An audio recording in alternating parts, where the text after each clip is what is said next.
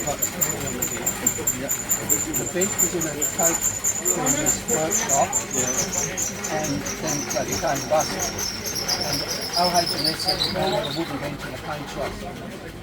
Fire hazard. So all of the wooden benches were thrown out, and this somebody saw it to finish, and this was grabbed by one of the staff. He took it home. He was going to fix it up and never did. And one of our members spotted it in his garage sale for $10 and grabbed it, and it's not here today, but one of our members took it home and rebuilt it back up. That's the story of the bench. That's why it was in the paint shop of a coach builder and became a bus company. Yeah, I'm a coach builder. Right. I'm the last of the railway coach builders. Very good.